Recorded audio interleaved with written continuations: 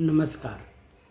मेरा नाम डॉक्टर जितेंद्र कुमार है और बहुत ही जल्दी accord super speciality hospital sector 86 Faridabad में हम लोग एक अति आधुनिक centre of renal disease kidney के बीमारियों का सेंटर शुरू करने वाले हैं और शुरू करने वाले हैं एक state of the art dialysis unit.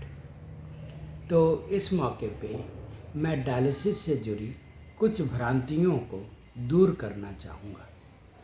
पहली भ्रांति तो ये है कि लोग सोचते हैं कि एक बार डायलिसिस हो गई तो ज़िंदगी भर करना पड़ेगा, जबकि सच ये है कि डायलिसिस न किडनी को ठीक करती है न डायलिसिस किडनी को ख़राब करती है। डायलिसिस खून की सफाई नॉर्मल किडनी की तरह कृत्रिम ढंग से कर देती है। तो अगर किसी इंसान को किडनी फेलियर टेम्पोररी हुआ हो, जैसे किसी इन्फेक्शन के कारण या गुर्दे में रुकावट के कारण, तो डायलिसिस तभी तक करना पड़ता है जब तक गुर्दा खराब है। जब उन समस्याओं को दूर कर दिया जाए जिससे कि किडनी फेल हुई है, तो किडनी ठीक हो जाती है और डायलिसिस की ज़रूरत बंद हो जाती है।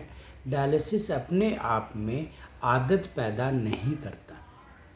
लेकिन एक बीमारी होती है जिसे बोलते हैं क्रोनिक किडनी फेलियर, जहाँ किडनी परमानेंटली ख़राब हो जाती है। तो ऐसे स्थिति में चूँकि किडनी हमेशा के लिए ख़राब हो गई है, तो डायलिसिस भी हमेशा के लिए करना होगा, या तब तक जब तक मरीज गुर्दा प्रत्यारोपण ना करा ले, या जिसे किडनी ट्रांसप्लांट कहते हैं, ट्रांसप्लांट ना करा ले।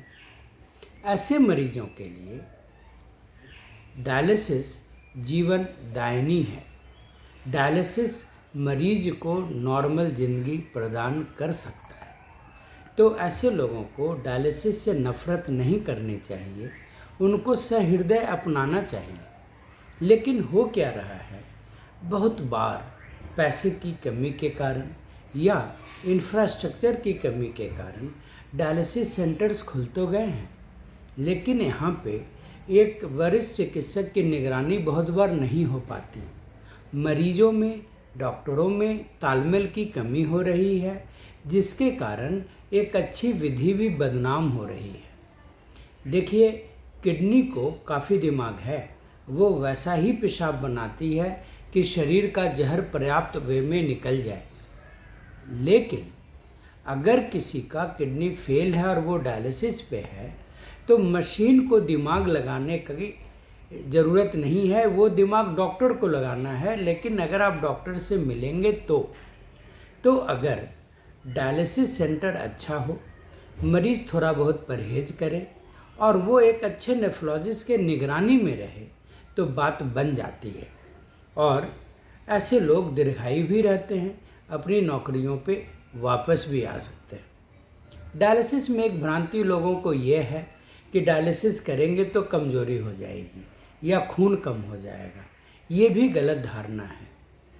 इनफैक्ट खून की कमी इसलिए होती है क्योंकि किडनी फेलियर के कारण शरीर में एरिथ्रोपोएटिन हार्मोन की कमी हो जाती है, और डायलिसिस के कारण खून की कमी नहीं होती। इनफैक्ट जब डायलिसिस में खून सफाई के लिए जाता है, तो वो साफ खून मरीज़ को वापस कर दिया जाता है, और कमज़ोरी की वजह किडनी फेलियर के कारण उत्पन्न होने वाले जहर हैं और खून की कमी है। अगर एनीमिया को दूर कर दें और उस जहर को पर्याप्त ढंग से धो दें, तो डायलिसिस कमज़ोरी पैदा नहीं करती। दूसरा, लोगों को लगता है कि डायलिसिस पे लाचार हो जाएंगे। ये भी गलत धारणा है। अगर पर्याप्त डायलिसिस उचित ढंग से किया जाए और डॉक्टर के निर्देशों का पालन करें, तो ऐसे भी लोग हैं जो नौकरी करते हुए, अपना काम धंधा बिजनेस करते हुए डायलिसिस करा सकते हैं। और एक लोगों को लगता है कीमत को लेकर के, तो आजकल डायलिसिस इतना सर्वसुलभ है कि इसकी कीमतें अफोर्डेबल हैं। तो डायलिसिस से नफ़रत करने की ज़रूरत नहीं है। हाँ, हमें किडनी के बीमारियों को शुरुआत में ही पकड़ लेनी चाहिए, जिससे किडनी फेलियर की नौबत ना आए। ऐसे लोगों के लिए हम मदद के लिए तैयार हैं। लेकिन अगर बाय द वे बीमारी बहुत बढ़ गई हो और किडनी फेलियर में चली गई हो, तो हम अपने जानकारी के कमी के कारण जो बीमारी को बढ़ा करके अपने शरीर को कमज़ोर करके मौत को अपनाते हैं, वह दुर्भाग्यपूर्ण है। ऐसे लोगों को चाहिए कि उचित डायलिसिस करके अपने जीवन की पटरी को, जीवन की गाड़ी को वापस नॉर्मल पटरी पे ले आएं। तो डायलिसिस एक अच्छा विकल्प है अगर अच्छे ढंग से किया जाए। हाँ, किडनी फेलियर के मरीजों के लिए 2 विकल्प और भी उपलब्ध हैं। एक पेट की डायलिसिस जिसे पेरिटोनियल डायलिसिस बोलते हैं, और एक गुर्दा प्रत्यारोपण जिसमें किसी नज़दीकी आदमी को आगे आने की ज़रूरत है, वह अपना गुर्दा दान करता है और वह अगर किडनी फेलियर के मरीज में गुर्दा लगा दें तो वो मरीज़ स्वस्थ हो जाता है। धन्यवाद।